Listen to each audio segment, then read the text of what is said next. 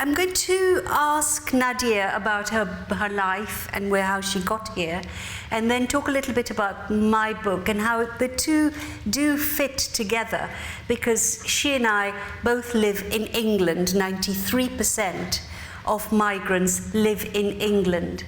And if you ask most of us, even though life can be very, very tough, most of us now would not live anywhere else. And many of us feel quite lucky that we are here doing what we do. You started cooking and making and baking at what age? So I've been cooking for forever. I don't even remember ever being introduced to the kitchen. My dad is a chef, and as many Bengali Muslims in this, there are many who a lot of them own Indian restaurants, but of Bengali heritage. So my dad was one of those, but you know, he was one of those. His love for food was unbelievable. You know, like he loved just mixing things up, and I know where I got that from. He was a chef, so he always kind of like dabbled in flavors and things, and I don't remember ever being introduced to the kitchen. I was always in the kitchen.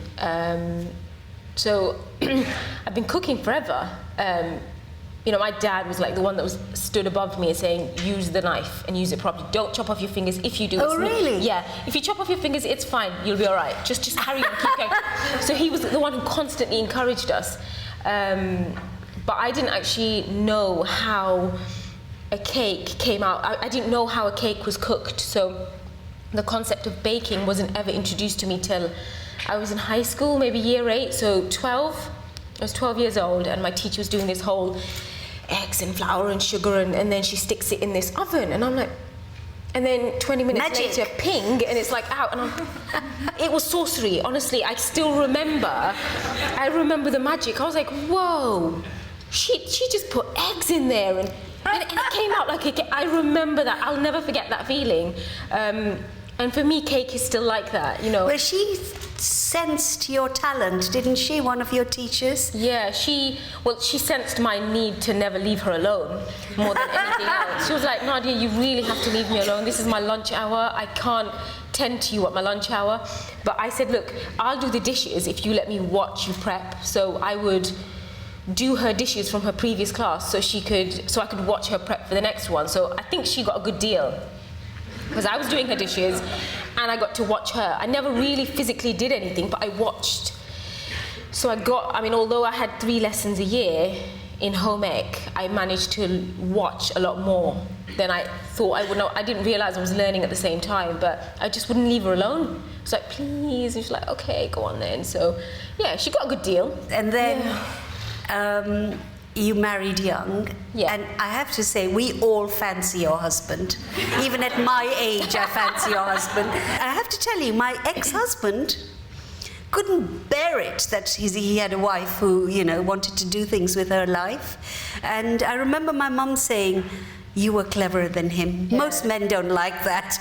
And I thought, yeah, that's why he's your ex. So the present one is really good, but yours was fantastic. He was. Is. I mean, but you said to me in the green room, he encouraged you to apply to do this. I mean, he got a lot of stick just for. He got the whole, you let your wife apply, you let your wife forward her career, and he had to kind of take a lot of flack for that. But he's not a rule. He doesn't follow rules. He does what he wants to do, and that's probably why I love him, because he's just kind of do what makes you happy. And I didn't apply. He's the one who actually applied, and he did. I think it's about 16 pages. So he applied the sort of 11 pages, and he did all of the kind of boring bits like pictures and name, address, date of birth. And they said, look, I can't do the technical bits because I don't know how you make a Swiss buttercream, and I don't know how you make a meringue. So you're going to have to do all of that. So I said, okay, look, I'll do it, but you know, if I don't get in, I'm going to be really upset. He goes, yeah, but at least you will have tried, you know. And he just felt the need. I think as a dad, he could see that I had control over. I mean, for me, being a mum was my job. Being a housewife was my job, and I always tried really hard to do it really, really well. And he realized at some point that actually she does everything. You know, the kids, when they're upset, they want her. The kids, when they need feeding, they need her. When he needs feeding, he needs me. You know, it was like another baby. So it was like he realized how much the kids needed me, and you know, it was great that he was out at work, but he felt like he was missing out. So he said, I think it's time that you go out and you do something for yourself, because I feel like you've lost your confidence, but I think that you need to go out and do something for you, because the kids will all be in school, and what you're going to do with yourself then, just go, have fun, you know, you've sacrificed. This man grows in my estimation more, and I wish he was here. We'd all kiss him. Yeah, I wish he was here. I think he'd be very happy. Doing the program itself was a massive, I mean, that was a long shot. Just after filling the application, doing the auditions, and having to travel on a train to Manchester with some cakes, that was for me was one of the hardest things I've ever done. Is that what you had to do? Yeah, you had to take bakes in, and then you had to go to a commercial kitchen and bake. It's a long 6-month process. Before you get on? Yeah. But Wow. for me, at this point, I'd lost confidence so much so that I couldn't travel on a train, I couldn't do public transport. Yeah, I mean, I literally could only do the journeys that I was used to, so supermarket, doctors, dentist, all things, children's school run. That's it. I could drive down to Luton. That was it. I couldn't do very much else. I only did things that were routine. In the small world in which you... And that day, I remember kind of going with this cake to Manchester, getting lost, being half an hour late, and then thinking, what on earth am I doing? But for me, that was it. I'd done something that I hadn't done in a decade. And slowly I could feel myself coming back. I could feel, you know, because every aspect of my life involved my kids or my husband. And if it wasn't them, it was my mum and dad. If it wasn't my mum and dad, it was my brothers and sisters, and that was my circle. And I had to leave that comfort. I had to leave that circle to find myself again. What about your parents? Were they supportive? They didn't know. Yeah. My mum didn't know till very close to the end. I didn't tell my dad till the final. No. Yeah, and nobody told them? No, they were really good at lying. Well, we become really good liars, actually. No, but didn't anybody watch and say... No, because we'd filmed it all before, so they didn't know. Oh, okay. And so, like, my dad's he's a foghorn. He can't keep secrets. So I was like, I'm not telling him to the last minute. And when I told him, he was like, do you get any prize money for this show? Dad, no, I don't make any prize money. He goes, well, I raised a fool then, didn't I? So like, why are you doing a show where you get no prize money? I was like, because I want to, and this is why I'm doing it. He goes, yeah, I get it, but is it just a trophy you get if you win? I go, you know, I'd like to win just the trophy, Dad. Thank you very much. So, you know, I think that's just parents for you. Like, my mom was really pleased, and it's like my parents are like, they are, I think, what's the word? I'm trying to find a word without being really rude. They are they're very much like me. I'm self-deprecating, and they're almost like that, but almost with their children as well. They are almost afraid of us to do they're afraid that we're going to do, we're going to want something so much that when we fall, that we're going to hurt. And actually, it's okay to tell your kids you can do really, really well. And they never had that kind of encouragement, maybe because they never had that themselves. I remember in the final, I came out with my cake. My mum said, I love your cake, but Tamal's is so much better. And at this point, I hadn't even won. I was like, thanks, Mum. You know exactly how to put me in my place. But there's something about her. She's so afraid that we're going to hurt that she always tries to protect us. And have you seen Bend It Like Beckham? Yes. Do you remember the father saying, I don't want you to go forward and play football because I don't want you to be hurt, because they won't let you win. Yeah. They won't let you win because I was a cricketer and I thought I could do it and they didn't. And I see exactly how that can happen. Because you don't want your children to strive and then get hurt and kick back. I've got my Times column, and then I write for the Essentials, and so that's kind of monthly and weekly.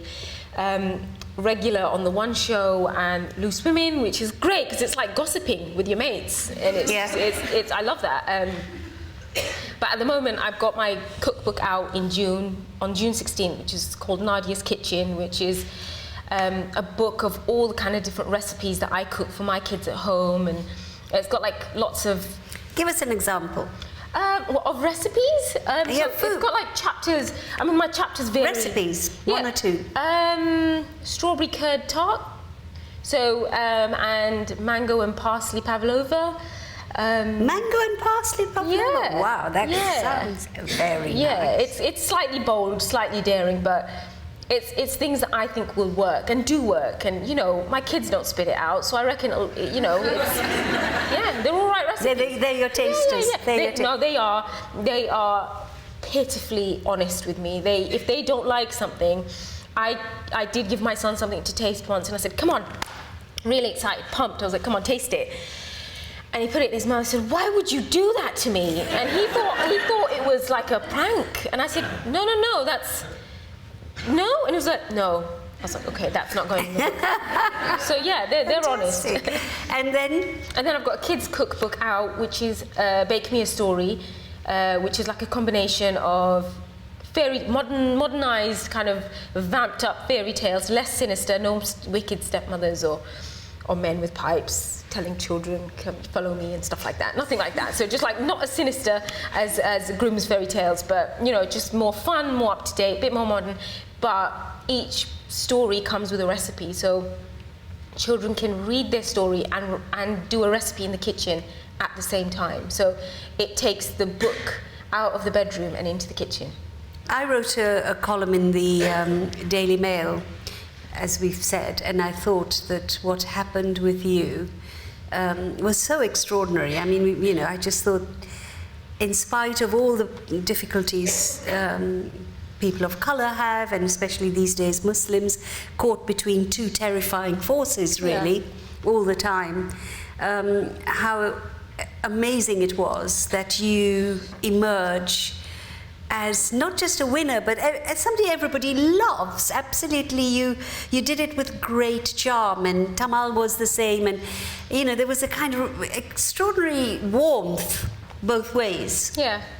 And it made me think, I wonder if this could ever happen in France, whether somebody who looks like you could go onto French television. And I don't think at the moment, up to now, I can imagine that happening in France or Germany. It will come. But this country has had such a long history of connection between the East, the South, and itself, that it didn't feel strange at all. In some ways. In some ways it felt special. In some other ways you felt, well, yes, this is England. This is what it can happen here. But at the same time, I know, because I heard about it, and I got a lot of stuff after I wrote that column. She's not a proper Muslim. She's not a proper Muslim. She was on television. She kissed a gay man. Did you kiss a gay man? I might have done. Not a proper Muslim does that. And all this stuff. How do you keep your head above all of it? Do you get it? Do they come for you, or do you just block them out? I'm human at the end of the day, and there are things on Twitter or in general. I mean, somebody sent my husband a message saying, what kind of the abuse turned on him, and said, what kind of a husband are you that you allowed your wife to go onto a show with men, and you should be locked up for allowing her out. So the abuse is turned not just to me, it's to him as well.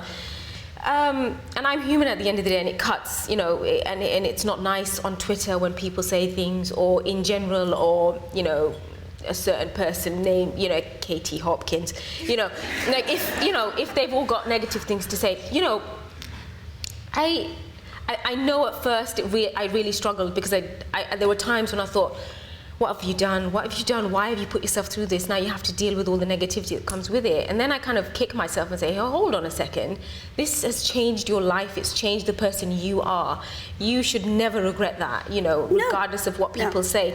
And as a Muslim, and as a Bengali, there are so many things that I never, when I went on the show, I never claimed to be the perfect Muslim, because there is no such thing. Never claimed to be a perfect Bengali or a perfect British, because there is no such thing. So to go on there and expect people to say, oh, she's perfect in every way, well, there was always going to be somebody who's going to say something. So I've gotten to a stage where I've just don't listen to it anymore, and I kind of block it out. And do you get the racists coming for you as well? Yeah, I mean, I was asked to bleach my hands before making the Queen's cake. Yeah. Yeah. So you have to deal with that kind of stuff. So that's what I said. You're caught. I know my husband's English. My second husband, the good guy, is The English. good one. So you see, this is what I mean. This, what I said in the book is, and he said, so whatever I write, if I say, we British, isn't it wonderful? For example, what I've just said, they will immediately come for me and say, F off where you came from, you're this, you're this, you're this. So my husband said to me, don't worry about it. If you said, I like green apples, they will immediately say, F off where you came from and don't eat our apples. They're just crazy. So I just block them now, because there's no way you can win this game. No. But when you're young, I mean, I'm of an age, so I can, but it still hurts. I still sometimes do cry and I think, how can you hate me like this? Yeah. What have I ever done to you except, paid my taxes so you can stay at home and watch television? Because often it comes from people who have very little in their lives. But anyway, so the politics of it is probably going to follow you, and of course but in a way you've also become, and I noticed quite a lot of young Asian and Muslim women and girls, a role model for them, haven't you? I mean, I didn't go in. No, I know, but you are. You don't go in thinking that that's we're because I went in just to maybe boost my confidence and maybe make it to week 2. That was it. It was like 2. I didn't think that I would come out and I'd get the kind of, I had so many people stop me. And like I said, that's the positive side of all of it, is that I get to connect with so many people, British, Bangladeshis, Muslims, the people who think that I'm from Sudan, them as well. They're like, you're from Sudan, you're not Bangladeshi. I'm like, yeah, right, whatever, it'll do.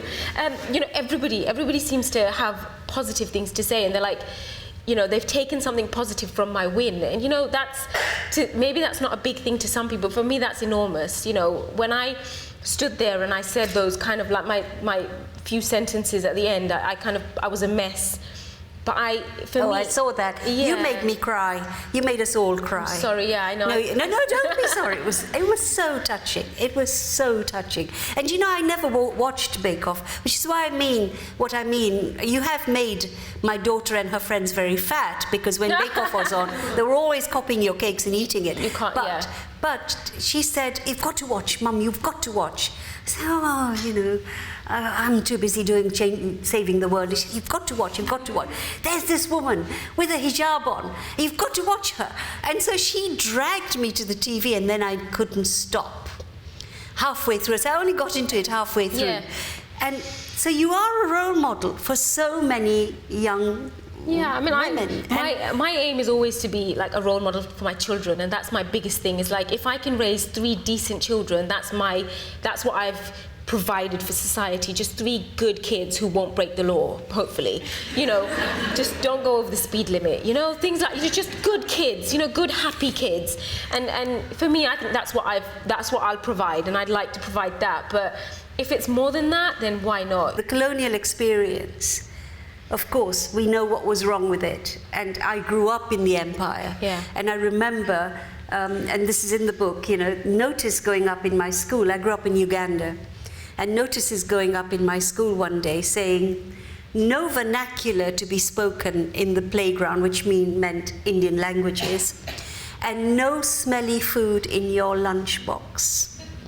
Now they're loving our smelly food, are they not? Yeah. Are they not? They meant, so what my mum and all our mums used to do is, the dinner you had the night before, for lunch the next day, they would put it into a roti. So they banned it in the school. The British came in and banned it. And I'm always saying to them now, look what you did, and look how we got our revenge was through food. We captured your stomachs. You captured our countries. We captured your stomachs.